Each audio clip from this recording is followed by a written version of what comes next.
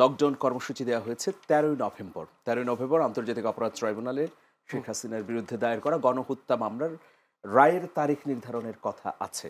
তো এটাকে ঘিরে আওয়ামী লীগ পরিস্থিতি উত্তপ্ত করতে চাচ্ছে বিভিন্ন জায়গায়। আজকে রাজধানীর 4টি জায়গায় ককটেল বিস্ফোরণ হয়েছে। এর মধ্যে দুটো জায়গায় খুব ইম্পর্টেন্ট, একটা হচ্ছে গ্রামীণ ব্যাংকের সামনে, আরেকটি হচ্ছে যে মৎস্য উপদেষ্টার বাসভবন বা ব্যবসায়িক প্রতিষ্ঠানের সামনে। তো পরিস্থিতি উত্তপ্ত করবার জন্য কয়েক হাজার কোটি টাকাও বাজেট করা হয়েছে বলে বিভিন্ন সূত্র বলছে। 1 লাখ বেলুন উড়ানোর কথা। হ্যাঁ, ঢাকা শহরে 1 লাখ বেলুন উড়িয়ে তাদের পক্ষে দাবিগুলোকে আসলে হাইলাইট করার জন্য নানা ধরনের পরিকল্পনা তারা নিয়েছিল। এটা গোয়েন্দা কার্যালয় থেকেও আজকে বলা হয়েছে, তালিবুর রহমান ব্রিফিংয়ে বলেছেন। তো এখন দেখুন, আওয়ামী লীগকে তার বাস্তবতায় ফেরা উচিত। আওয়ামী লীগ যদি বাংলাদেশের মানুষের জন্য রাজনীতি করতে চায় বা তারা আবার ঘুরে দাঁড়াতে চায়, তাদেরকে অবশ্যই আত্মসমালোচনার কাঠগড়ায় দাঁড়িয়ে গণহত্যার বিচারের মুখোমুখি হতে হবে। একটা রাজনৈতিক দলের বিরুদ্ধে, সেটা যে দলেই হোক না কেন, যদি কোনো ধরনের অভিযোগ ওঠে, সেই অভিযোগে অভিযুক্ত নাকি সে অভিযুক্ত না সেটা প্রমাণিত হতে হবে। এটা হচ্ছে বড় ব্যাপার। এখন যদি গায়ের জোর বা 16 বছর যেভাবে তারা দেশ শাসন করেছে সেই জনগণকে বোকা বানিয়ে আবারও মাঠে সংগঠিত হতে চায়, এটা তাদের জন্য দূরদর্শী কাজ হবে না। কিন্তু সেই কাজটি তারা অব্যাহতভাবে করছে, আমরা দেখছি।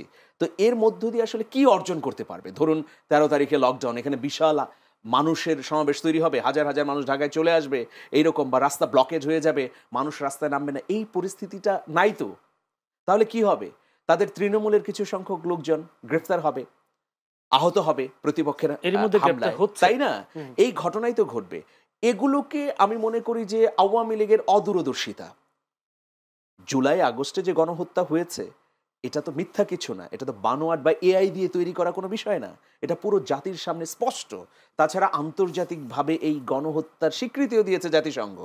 তো এখন এত কিছুর পরে এই পরিস্থিতিটাকে যে উত্তপ্ত করার তারা কৌশল নিয়েছে, এর মধ্য দিয়ে খুব বেশি লাভ করতে পারবে না।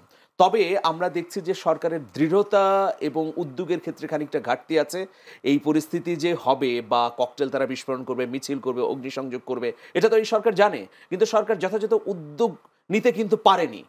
কিছুটা নিয়েছে, কিন্তু আরও যে উদ্যোগ নেবার প্রয়োজন ছিল প্রত্যেকটা গুরুত্বপূর্ণ জায়গায়, কেপিআইগুলোতে আইন শৃঙ্খলা রক্ষাকারী বাহিনীর যে নিবিড় তদারকি এবং অবস্থান, সেটার ঘাটতি আছে। এবং এর মধ্যে একটা গুজব ছড়ালো যে সেনাবাহিনী অর্ধেক তুলিয়ে নেওয়া হচ্ছে, পরে আবার ব্রিফিং করে জানানো হলো যে না, সেনাবাহিনীকে তুলে নেওয়া হয়নি। এখন দেখুন, নির্বাচিত সরকার এই জন্যই জরুরি এবং ফেব্রুয়ারির নির্বাচনটা খুবই গুরুত্বপূর্ণ। আমরা যদি ফেব্রুয়ারির ট্রেনটা মিস করি, তাহলে দেশ একটা অন্ধকারের সরণিতে ঢুকে যাবে। এটা প্রত্যেক রাজনৈতিক দলকে মনে রাখা উচিত।